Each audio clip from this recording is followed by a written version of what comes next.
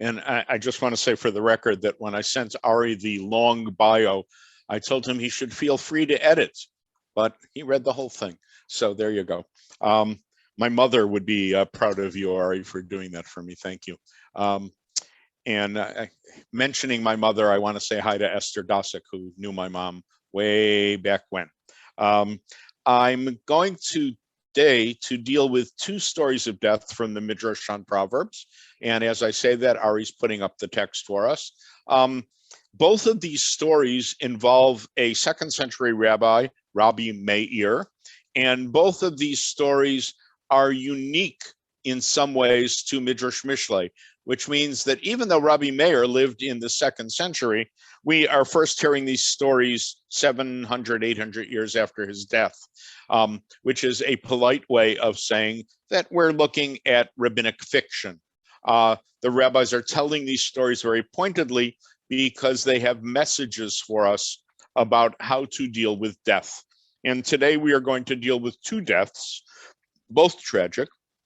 The first one is the death of Rabbi Meir's children.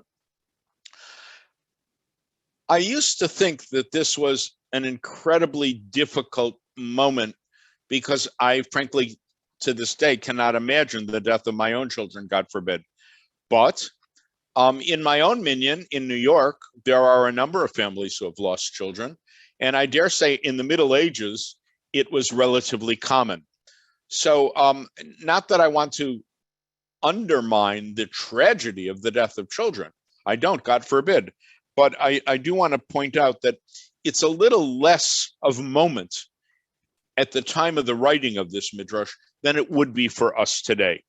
And they build the narrative about the death of Meir's children around a verse at the very end of the book of Proverbs. Many of you know it. At the very end of the book of Proverbs, there is a 22 verse acrostic that begins with the words, Eshet Chayil mi yimtza, a woman of valor, who can find? There are still families, myself included, who recite this on Friday nights as part of their table ceremony around Kiddush for Shabbos. So they start with the verse, a woman of valor, and what we'll learn as we read the story is indeed that Meir's wife, the mother of the boys, is truly a woman of valor. I don't know if there's anyone on the call who knows enough Talmud to know that this woman actually has a name. And if anybody knows her name, Ari, I don't know, can they just unmute and shout it out? No, they cannot unmute, but they can put it in the chat real quick, and I'll tell you the first person to put it in there. Okay, so here's the contest. Whoa, David Phillips, he's quick. You got a lot of people saying Bruria. Bruria, indeed. Anita said it first. Just so you know, Anita from Sedona. Okay, so you all know that, and I have to say, for a long time I was mystified why they would tell the story and not name the woman. She is simply without a name in this narrative. So part of me thinks that they don't name her because any mother who loses her children is exactly as she's described, the mother of the children. And in not naming her, she becomes any woman who has lost her children. And this is an incredible tragedy, and we'll see that she is remarkably stoic. Dare I say, she is indeed a woman of valor, that she can hold in her own emotion so that her husband, the rabbi, can weep and wail. And this is a bit of an inversion, although there are many texts in rabbinic literature where rabbinic leaders cry. So I do want to say that in rabbinic literature, a virtue of a rabbinic leader is that he knows how to cry and is willing to cry in public. And I always tell my rabbinical students that crying is not a bad thing. My students always say, but Rabbi, if I'm doing a funeral, what happens if I cry? And I say to them, well, what happens if you cry? It's a funeral. It's appropriate to cry. And I don't know of a family who would look amiss at that. Deb Schubeck is writing quite correctly that this narrative is a patriarchal narrative. It's written by men. But the truth is, I don't think they're trying to erase Bruria here. In fact, I do want to focus for a moment on her name, which we know from many, many passages in the Midrash and Talmud, Bruria. Now, Bruria is not a Hebrew name. It sounds kind of Hebrewish. It's got the word barur in it, but it in fact is a loan word, and it is the Latin name, and it involves what we call a lamed resh, or a lambda rho interchange, that the letters L and R sound enough like one another. Think of an Asian person saying shalom, and you know what I'm talking about, that it's very easy for those liquid letters to be exchanged. And the name Bruria is really actually the name Valeria. It's a good Latin name, Valeria. Like modern English, we would call someone Valerie. And as the penny drops for all of you, they don't have to name Rabbi Meir's wife, because the minute they say Eshet Chayil, they have named her. She is the woman of valor. She is Valeria, or Bruria. Just as an aside, I once had a student, he was actually from Yeshiva University, so I don't think he was a rabid feminist, but he translated Eshet Chayil as a militant feminist, which I suppose is kind of there in the words, but wouldn't be the first translation I would go to. All right, let's go to our story, though, because it is, in fact, serious. Rabbi Meir is sitting and teaching in the synagogue, in the Beit Midrash, on Shabbat afternoon. By the way, this is the earliest text we have that seems to mention a custom of Shabbat afternoon study. In all other rabbinic texts, we seem to know about a Friday night sermon or a Shabbat morning sermon. This seems to indicate that there's Shabbat afternoon study. He is teaching, in other words, he's utterly blameless. This is a rabbi teaching Torah, and at that very moment, his sons die. So what did the mother do? She's just watched her sons die. She rests them on their bed. She spreads a sheet over them. Now, this is utterly halachic behavior. It's Shabbat. She can't do much else but simply cover them with a sheet and wait for Shabbat to be over. And when Shabbat is over, she can then begin the preparations for appropriate burial. So it comes to be the end of Shabbat. She is there downstairs, knowing the boys are dead. He comes home and he asks his wife, "Where are my two boys?" And Bruria looks at him and lies. She simply says, "They went to the synagogue." Now, we know that's not true. She knows that's not true, but he doesn't. He's a little mystified, and he says, I looked for them. I didn't see them. And she treats him now as though he were a child. She simply hands him a cup of wine for Havdalah, and he says Havdalah. He finishes Havdalah, and he still is disturbed. Where are the boys? They should be home for Havdalah. So he says to her again, "Where are my boys?" Notice, my boys. And she says to him again a lie, but she's nuancing it a little. Sometimes they go someplace. In Hebrew, someplace is la makom. Makom, the capital P, place, is also an epithet for God. So she's essentially saying to him, they went to God. They're on their way now. But he hears what he hears. He hears place, and she puts dinner in front of him. Again, as though he were a small child asking a million questions, rather than respond, she simply puts a glass of wine in his hand, puts dinner in front of him. Many of the manuscripts do not have the next line. I included it because some of the manuscripts do, after he had recited Birkat Hamazon. And I'm all but certain that this line was added by a very pious scribe who didn't want us, God forbid, to think that Rabbi Meir would eat a meal and not bench. So he added a line to the text that Rabbi Meir said Birkat Hamazon. And she now says the following to him. We're going to letter B. She says, "Rabbi, I have a question." Now, I will say after being a rabbi for 45 years, this is actually very expected. When my wife wants me to put on the hat of rabbi, she signals me in some way. When my students need me to be their rabbi, they will signal me. There's usually a verbal clue that lets you know. So Bruriah says to him, Rabbi, I have a question. And he now knows that he's required to act in his role. So he says, ask. And she literally lobs him a softball. The question he asks, you don't need to be a rabbi to answer. She says, Rabbi, earlier today, some person came, he left me a deposit.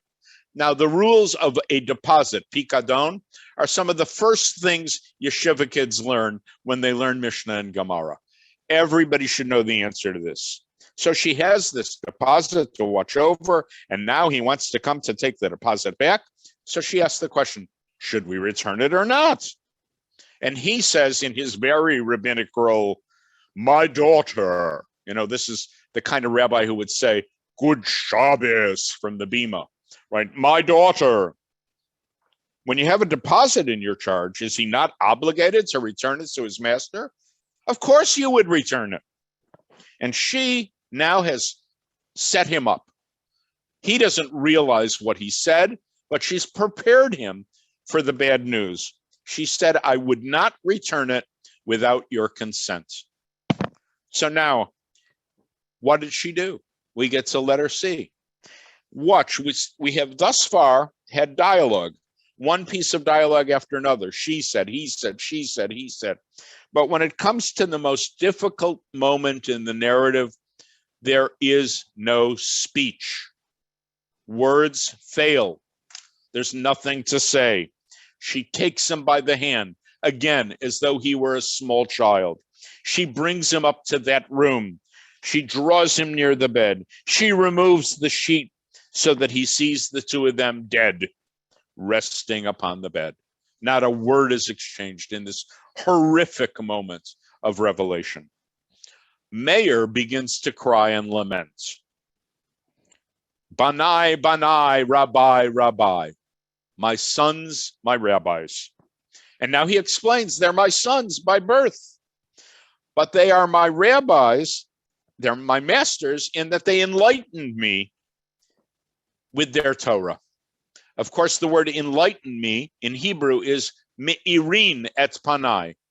What were these boys to him? They were little Rabbi Meirs. They were mini Meirs. And they meant the world to him. He saw himself in them. And I think this is meant to underline the pathos. Last week, when we saw the story of the death of Moses, again, we saw that doubling. My teacher, my master, which Joshua said to Moses. Here it's Rabbi Meir saying it to his sons, my sons, my masters, my mini Meirs. And she, very quietly, I assume, says to Meir, Rabbi, did you not tell me we must return the deposit to its master?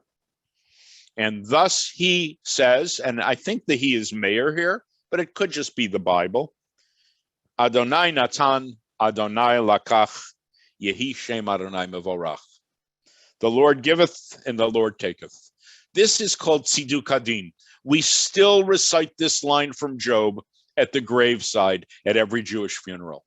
We reconcile in some way that God gives and God takes away. And our job is to do as well as we can with the deposit that God has given us for as long as we have it. Rabbi Hanina has a coda to the story. He says, by doing what she did, she comforted him and set his mind at rest. And that's why it says, Eshet Chayil Miyimtza. So this is a short story, very short narrative, under 500 words, and it captures incredible pathos. But in doing so, it shifts in a very profound way the way the rabbis generally deal with death before this. There will be some exceptions, but here in Midrash Mishlei, we see an author who is grappling with death, and clearly trying to grapple with the death of innocence. That is to say, these are small children. They are presumably not sinners. Rabbi Meir, a great rabbi, is sitting in shul teaching Torah. The narrator wants to remove any hint, any whiff that this is a punishment for some sin. What he's basically saying is people die. There are plagues. There are pandemics. I don't know what it was in the 9th century that the Midrash writer was confronting. I don't know what it was in the 2nd century that Rabbi Meir was confronting. I certainly know what we are confronting in this country, 800,000 dead plus. And none of us would look to a person ill with COVID and say, what did you do wrong? Now, the rabbis, when they do theodicy literally means justifying God. So when the rabbis see someone dies tragically, they often look to see is there sin, because they want God to have acted justly. That's what tziduk kadin means. We justified the decree. But our Midrash is saying, no, we're not going there. We are stipulating at the outset, bad things happen. And bad things happen to good people. And there is not necessarily sin when tragedy occurs. Our job is not to cast blame, not to blame God, nor, God forbid, to blame the victim, nor the mourner. People are hurting. People have died. Our job is to help them get through that moment. And I think he's chosen the death of 2 children as a way of us understanding that this is a tragedy. It's a tragedy that any parent can shudder at. And yet it's a not uncommon tragedy. And we have to get through somehow. So we get through with the help of our spouses. We get through with the help of God and the help of the community. So that's our first story. I want to open the floor for a few minutes if anyone has a question or a comment. And I'm doing this with some trepidation, because I suspect that if there are 200 people on this call, there will be people on the call who have lost children or who know someone who lost children, and how we get through that, or I've lost a sibling, how we get through that, and what you get strength from, and whether blame is useful is, I think, the issue I'd love to hear what you think about. While people chat or raise their hand if they want to talk, and we'll try to get to some people. Just a quick question for you in this story. What was the necessity to have 2 children versus 1 child pass away as part of the narrative? I don't know the answer to that, Ari. And I when I say I don't know the answer, it's not the first time I've thought about that question. And I will tell you that there's almost no evidence anywhere else in rabbinic literature how many children Meir had. So he's making a conscious choice. I think maybe, and I'm just punting here, maybe the point is that it wasn't just one kid goofing off, but some plague struck the household, and that this was a tragedy beyond the norm. But other than that, I don't have a good answer for you. And if somebody has an answer, please weigh in. And then we have 2 hands. One other thing, and we'll get there, and a different thing is we're going to do a whole series of, in fact, was Bruriah really married to Rabbi Meir? Because apparently there's a whole series that we're going to do with Gila Fine where she argues that that is not the case. So that's a side discussion. We're not going to go down there. I just bring it up because people have been emailing me. I'm really interested to hear the answer. What did she think? They were just good friends? She thinks that they were not married, that Bruriah was not the wife, and she's going to do a 3 to 4 part series to justify. Maybe I'll have to sign on. Okay, we'll let you in the room. Don't worry, we won't charge you. Okay, let's go to Rachel Braun. Rachel, I'm going to unmute you. Thank you. I have not been fond of this story because I see, perhaps through too modern a lens, Bruriah as manipulative. She is withholding information so that she can shape her husband's reaction, which is so personal, to the death of his children. And I have a friend who's a medical anthropologist who works in the Middle East, who says that women only had power by being manipulative in that culture, and so she forgives her. But I see her as setting Meir up to only allow a certain reaction, a pious one, to this tremendous loss. I think you're not wrong. And I think in that mode, she resembles our matriarchs in Genesis. We know this model. That said, I think the dynamics of marriage are very complicated. And having taught this text for literally decades now, I will tell you I've heard from dozens and experienced it myself, that when parents experience a loss, they take turns mourning. So I think Bruriah is going to be stoic for a while and give Meir his chance to weep and wail. And then Meir will be stoic for a while and she'll have her chance to fall apart. I also want to say that she is being the rabbi here. There's a role reversal. And I've noticed this again and again and again in narratives around death, that when death is in the room, as it were, when the angel of death is near, there's a role reversal. The parents behave like children. In this case, she treats Meir, and you're absolutely right, Rachel, she treats him like a child. But it also shows us that she behaves like a rabbi, that the role reversal itself shows us this is a moment out of normal time. I think there was another question as well, another hand. Ari, for a change, you're muted. Okay. No, I was saying, Linda, I'm unmuting you. So Linda, I'm asking you to unmute if you want to try. If not, okay. Oh, you had it for a second. Try it one more time.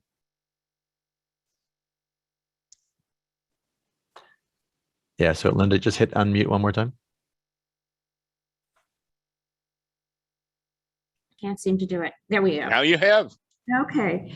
In addition to the comments that have been made so far, one of the things that struck me was that different way family members mourn, both at different times and just in general, and sometimes how hard it is, you know, when I work with people in a family in particular at different places, and sometimes it's not best to mourn together, that you really need someone outside. We don't know anything about Bruriah's process and whether she was permitted to have her process or whether she needed to play this role to help Meir. But that sense of sometimes family is not the only place that one can mourn with. It. You need something outside. I think that's true. And I think that we will see coming up a couple of midrashim where outsiders do step in to help people mourn. Okay. Okay, we got one more hand. We'll go with Ruth Lavore.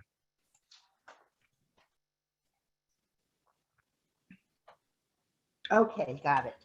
I wanted to suggest also, I mean, I understand the more popular interpretation that she followed this path to, as it were, take care of her husband. But imagining myself in her role, I can also imagine that it was something too hard for her to say outright, that she gave herself time as well to go through the normalcies of the evening, and then she couldn't say the words. She could only show him the words. And I love that reading. It reminds me, when I was 14, my older brother died of leukemia, and my younger brother was probably 7. And we were home with 2 ladies, you know, related to the family, and they took him aside. And then when he came out, he didn't seem to quite react. You know, we were alone. And I asked him what they had told him, and he said, "I'm not quite sure. It sounds like David is dead."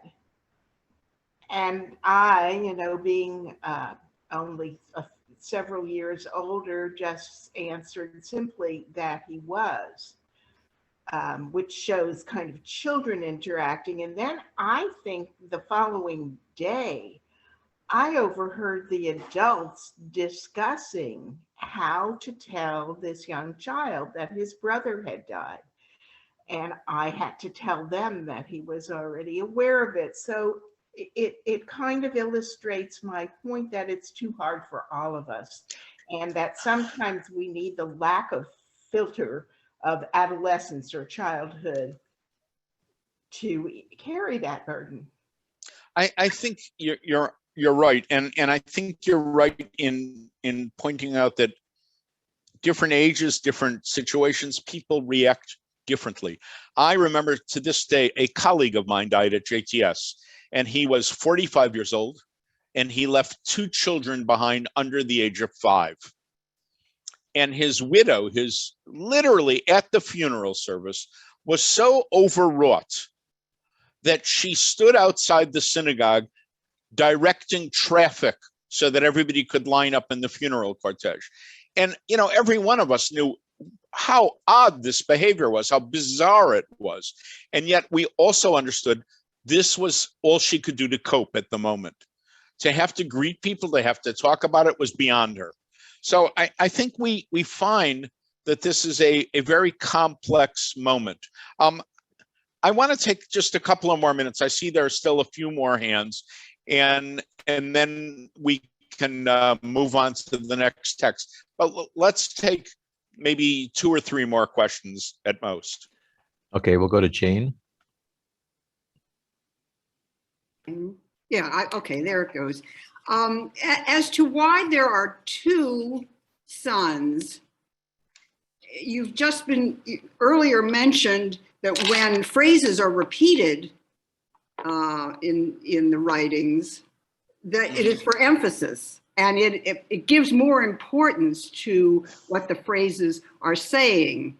So as I thought of that, I thought, is this whole story a setup for showing the importance of how one way to deal with such a horrible tragedy in a family? I mean, just as an example of the way people can deal with this. I think that there's what to be said for your reading, Jane, that, you know, if they told the story about one son, all right, it would be maybe even a norm in the medieval world. You lost a child. But when 2 sons die at the same moment, that's writ large, and that really focuses a spotlight. All right, one more question maybe? Okay, Cynthia, I think you had your hand up. Thank you. I agree with everything the last 3 speakers have said. And I want to add that when you have a shock like this that goes to the depths of your soul, you freeze. And going through a ritual, you're on automatic pilot in a sense. Yeah. And that ritual can strengthen and comfort you and give a container to all those feelings. But I can so easily imagine that what she's thinking when she's capable of thinking is, oh my God, how do I tell him? How do I tell him? Looking for a way that will give him a source of direction and strength and love in the form of her telling. I like both things you said. First, the how do I tell him? But second of all, the as it were, the ritualizing. She hands him the Havdalah cup. That's what she did every Shabbos when he came home from shul. She puts the meal in front of him. Somebody in the chat commented, it looks like he's eating all by himself. Either she ate with the kids early or whatever. But yeah, the ritual aspect of this, the empty gestures in a way, and the lack of verbalization are all very, very powerful. Ari, do we have a minute to let Phyllis ask her question too? She's had her hand patiently up. Sure. Let's do it real quick, Phyllis. I wondered how important it was that she waited until after Shabbat, and whether it was part of the fact that she was a woman of valor, that she knew how important it was for him to do Shabbat and not have it interrupted. As you know, I don't know what the rabbis say about when you can interrupt Shabbat and when you can't. Thank you, Phyllis. You're underscoring something that I myself should have mentioned. When it's Shabbat, you're not allowed to mourn. So, for instance, any of you who have sat Shiva, you know that on Shabbos, you don't sit at home, you go to shul. Meir can't rend his garment. He really shouldn't be weeping if it's Shabbat. So she consciously waits and times it, suppressing her own grief, so that Meir, when he hears the news, can just let it all out. When my father died, now many, many years ago, 1973, it was Shabbos, and I was in Camp Ramah. And the head of the camp came and told me that he had gotten a call and that my father had passed away and that they were going to be making arrangements for me to fly back home after Shabbat that evening. But in the meantime, there I was in limbo on that Shabbat. And I will remember this for the rest of my life. A very pious professor from the seminary, David Weiss Halivni, came and he sat with me in my room and he said, I can't mourn with you. Halakha forbids me from mourning with you. It's Shabbat. But we can study the laws of mourning together so that when you go home to Shiva, you will be prepared. And maybe in this study, you can think about your dad. And it was such an elegant way of dealing with it's Shabbos, it's not Shabbos, what's permitted, what's prohibited. And so I thank you, Phyllis, for underscoring that she makes sure that Shabbos is over.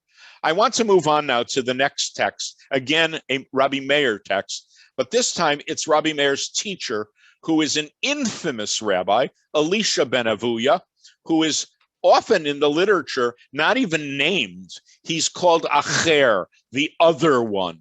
And many great scholars have pointed out that that word Acher almost has a sneer to it. It implies negativity. So Rabbi Meir asks his teacher, his rabbi, Elisha Ben Abuyah Rabbo. And he says, Rabbi, again, cueing him, I'm asking you a halakha question, Rabbi. What is the meaning of the verse in Proverbs? So here we are back in the book of Proverbs. And the Proverbs verse is, an adulterous woman ensnares the precious soul. This is a remarkable stance because from the time of Elisha Ben Abuyah's apostasy, rabbinic literature has speculated almost nonstop. You know, we do gossip. Rabbinic literature has speculated, what was it that Elisha Ben Abuyah did? And the Talmud has a story which our Midrash is willfully ignoring, that he didn't just apostatize and no longer believe in God.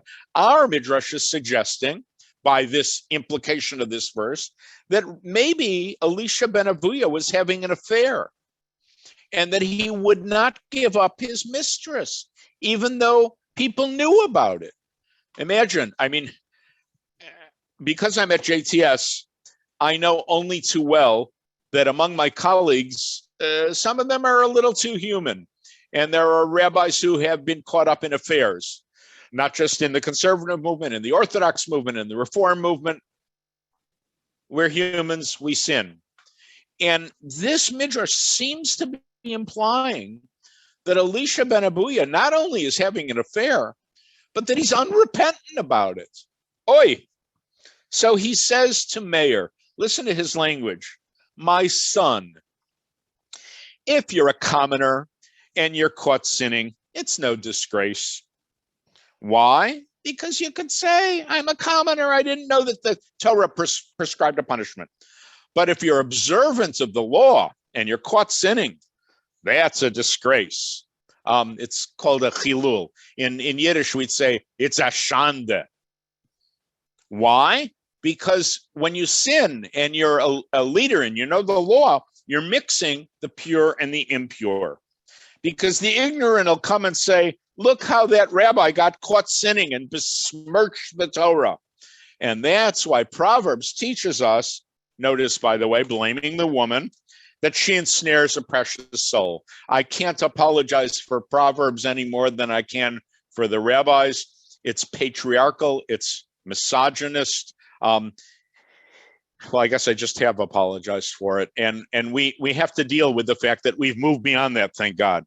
So Meir now turns to his teacher, and he says to his teacher, Rabbi, if the Torah prescribes death sentence for the adulterer and the adulteress, what shall be the, something got chopped off there, it should say punishment for the sin of adultery in the world to come? In other words, after the end of time, when we're resurrected from the dead, will the adulterer be punished even then? And now we go to number B.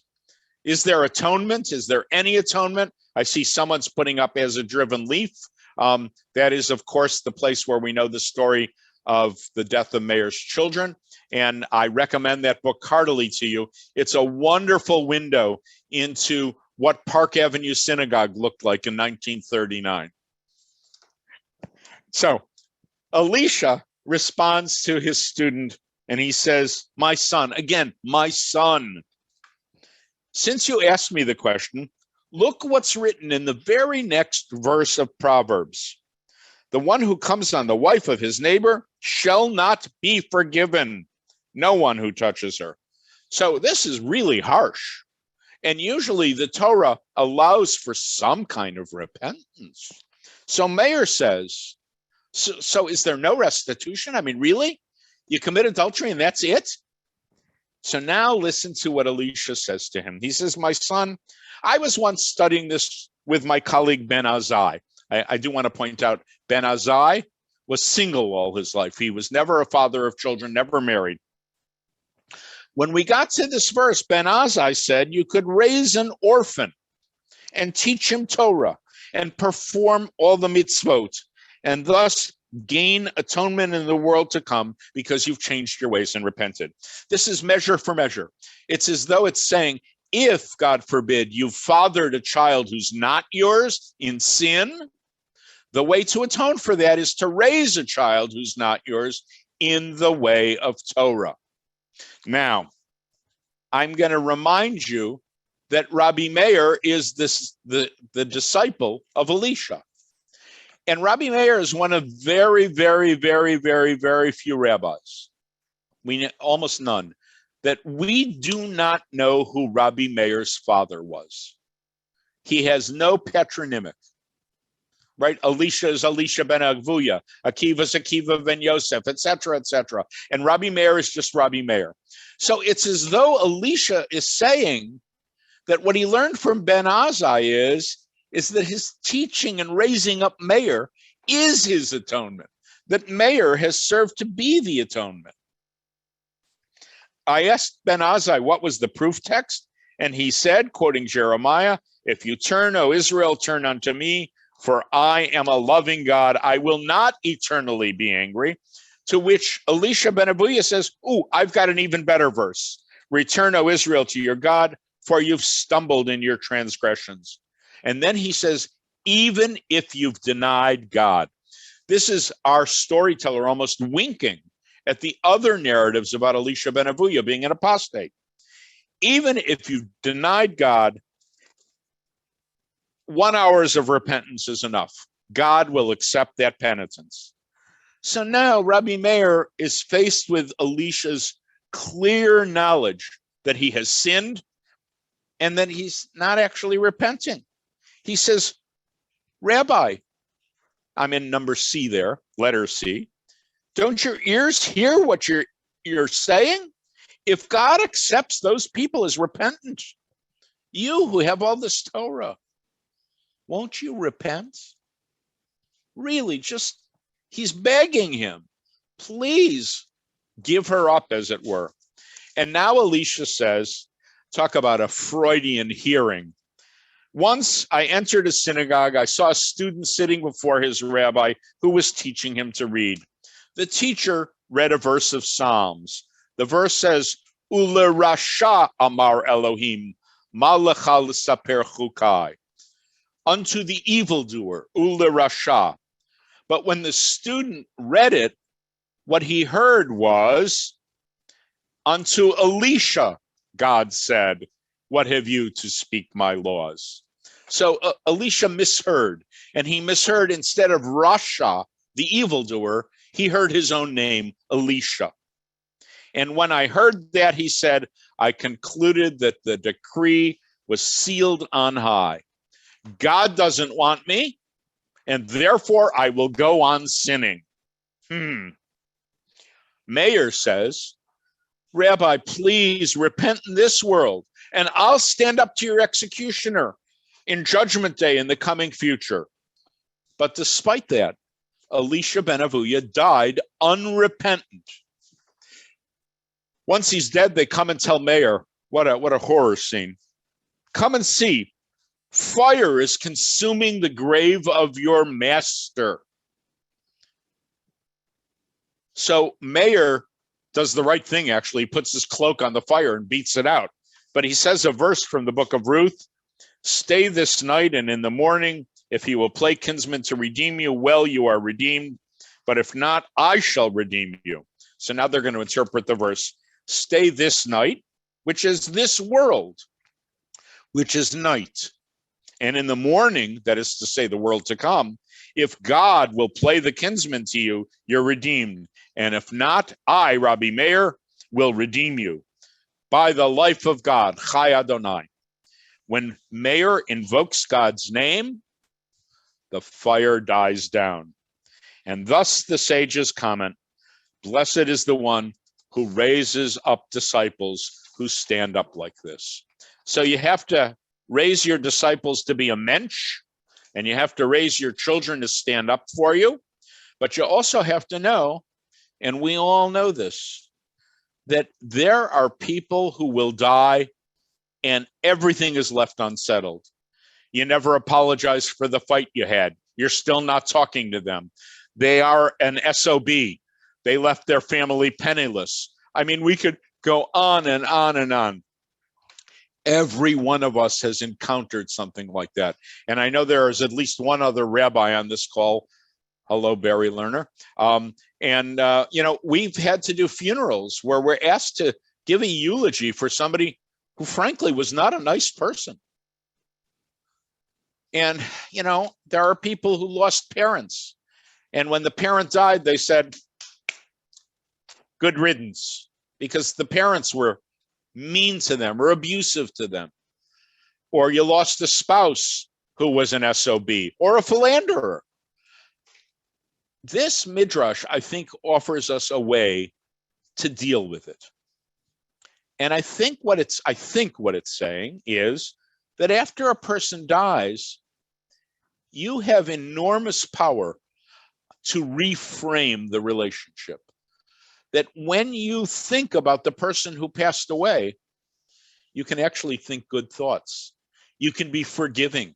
You can assume that, first of all, you did your best to get them to repent. But second of all, you can look to the good side. In the case of Meir and Elisha, Elisha taught him, he raised him up. Elisha was a surrogate father to him. He was under no obligation to do that, but he did. In fact, we know from elsewhere in the Midrash, Elisha had his own children, and his own children also loved him after his death. So how you view a person, how you write their eulogy, right? The first two letters of eulogy, EU, mean good. You're saying a good word about a person. We can remember people for good and not for ill.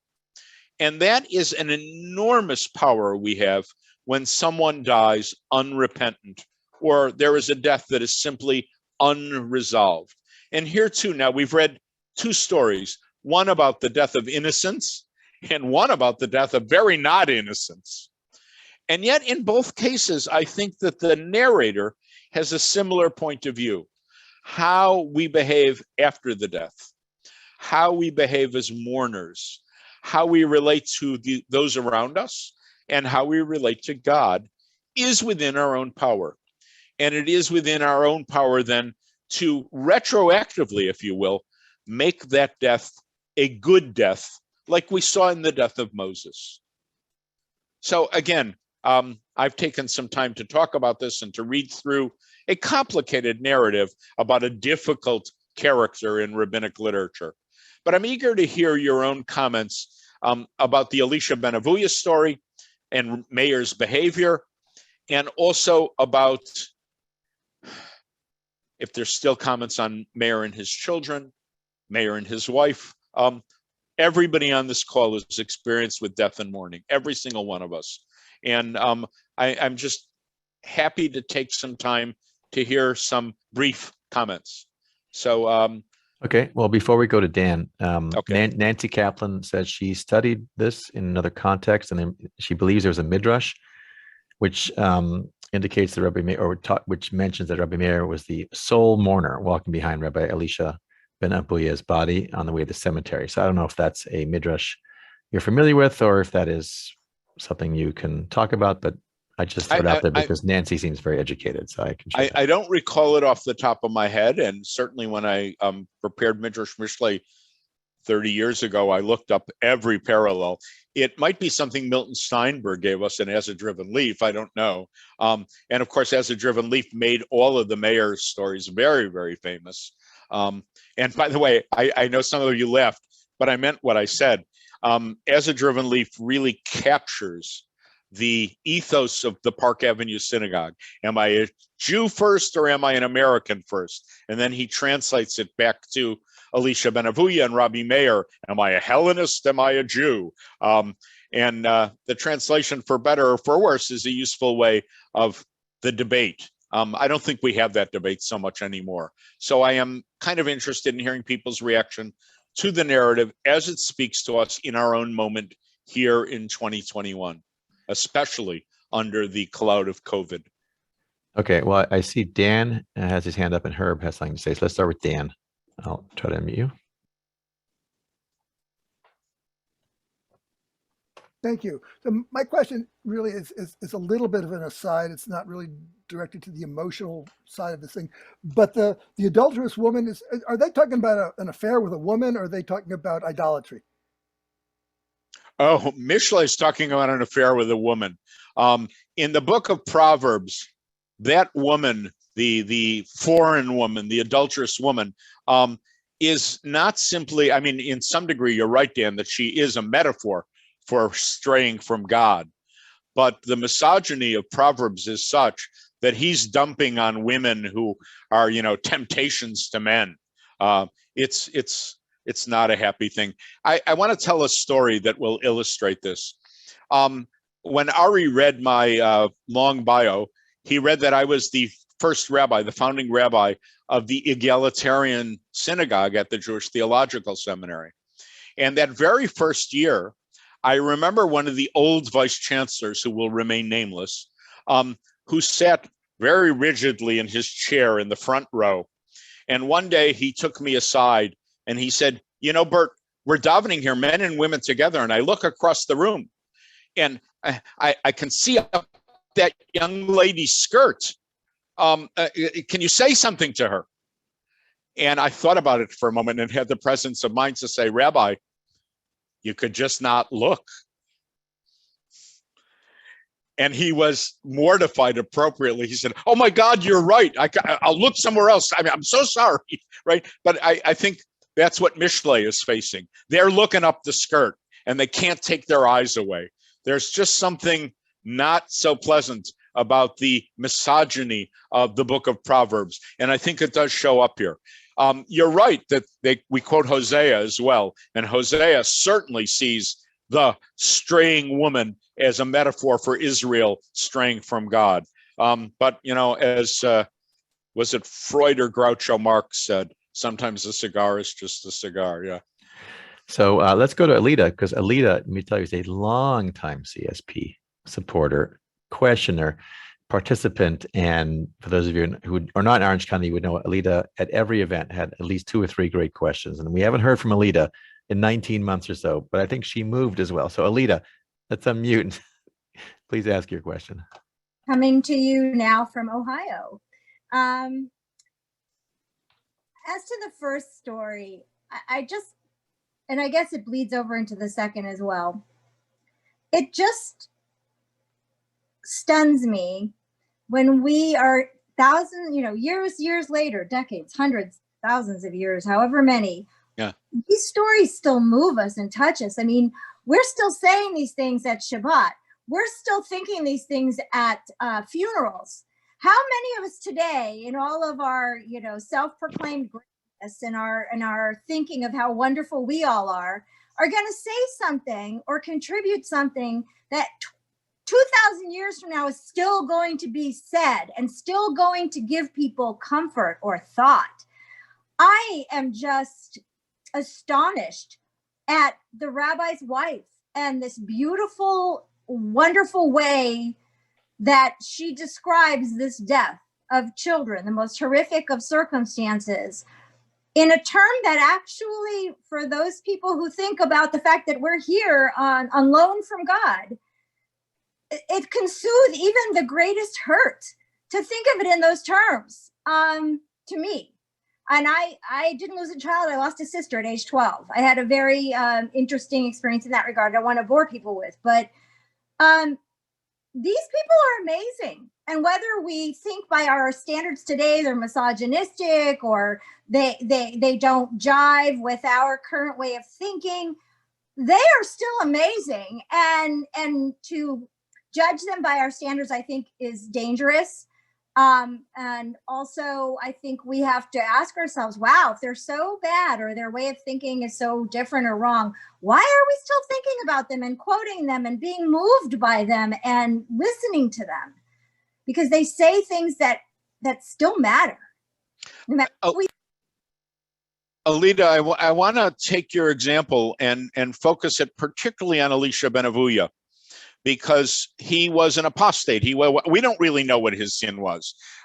He may have led school children away from God. He may have had this mistress. He may have denied God. We don't know. What we do know is that his daughter likened him to a pomegranate. So they said, "What do you mean?" And she said, "I throw away the bitter rinds and I savor the sweet seeds." And I think that metaphor is not only true of Elisha Ben Abuyah, but I think, as you're saying, it's how we should treat all this ancient literature. There are some bitter rinds, the misogyny, things like that, slavery. The Torah is not always perfect and doesn't always speak to our moment. But when it does speak to our moment, it's deep and rich and full of meaning that we can bring to our own lives. And I want to say, and I'm saying this because I'm acutely aware that on December 31st, I'm formally retiring from teaching at JTS after 50 years there. And I could not be more blessed to have spent 5 decades learning this Torah and having this wisdom and being able to embrace it. And again, separate the bitter rind sometimes from the sweet, sweet seeds. And, that's a privilege that I never take for granted. And I'm so glad that you don't either. Was there yet? I think there's yet one more question. Yeah, we got to Herb. Did you want to say something real quick? If you do, you have to unmute Herb. Herb. Who's Herb? Herb Lieberman. He had his finger up. There he goes. Yes, thank you, Ari, and thank you, Rabbi. Today, words are so important. And the word death that we use has such a connotation of finality. And I believe in our religion, we don't want to view death as final, because we remember and we pray and we honor. And I'm just wondering, within the Jewish religion and speech, is there other words besides passing on, or words to use besides the word death that seem so final? Well, the rabbis use the term death quite regularly, mavet. But Herb, you're right on point. We do not see death as something that is final and without end. I have a friend who once said, and she meant it profoundly, when you're dead, you're dead. And Jews don't believe that. We believe that when you're dead, there's an afterlife. Now, it could be a physical afterlife. If you're praying from a traditional prayer book, you're praying for bodily resurrection of the dead, and you're praying that 3 times a day. But even if you don't believe in bodily resurrection of the dead, and you alluded to this, Herb, we have memory. We have legacies. People leave family behind, children, books. No one ever completely dies. And the best thing you can offer someone when we say, may they be bound up in the bond of eternal life, is that is a person who is always remembered and remembered for good. I think there's time for one more. As Howard Meirowitz is. Howard Meirowitz, longtime CSP patron. Howard, I'm going to unmute you there. Hi, can you hear me? Yes. I want to add to what Herb just said, a little question to leave. And it has to do with the 2 other stories about Aher that are in the Talmud. One is, and I don't remember whether they're in As a Driven Leaf or not, but one of them is the story where 4 rabbis go into the Pardes because they're studying Maaseh Merkavah. Right. And one of them it's led by Akiva. And the 3 others, one was Ben Azai, who was in the previous story, and one was Ben Zoma. And one of those 2 dies, and another one goes insane, and I can never remember which is which. And then Elisha Ben Abuyah is the last one. And what they were basically studying was Kabbalah, except at the time, it wasn't as extensively elaborated as it became later. And it was the Maaseh Merkavah, which was the study of the divine chariot, which is all of the Midrash that goes with Eliyahu being carried up to heaven on the chariot and Ezekiel seeing it. And the idea was to bring yourself into alignment and hopefully to reach a state of spirituality where you were linked with Hashem's divine essence. So may I comment on that before you get to the second one? Yeah. Because you said correctly that Ben Azai and Ben Zoma, one went insane and one died. What you didn't say is that the Babylonian Talmud comments on Elisha Ben Abuyah that when he came back from the chariot, he was kitzetz benitziot, right, which literally translates, he cut the sprouts, he chopped sprouts, which I always took to mean that he made himself a nice salad, he moved to Southern California, and that was the end of Elisha Ben Abuyah. But it's usually interpreted that he became an apostate. Yes, indeed. He cut off the study of and growth through his own study, right, of the meaning of the law, right? All right, so quickly, what's the second thing? The second is the story of why he did it.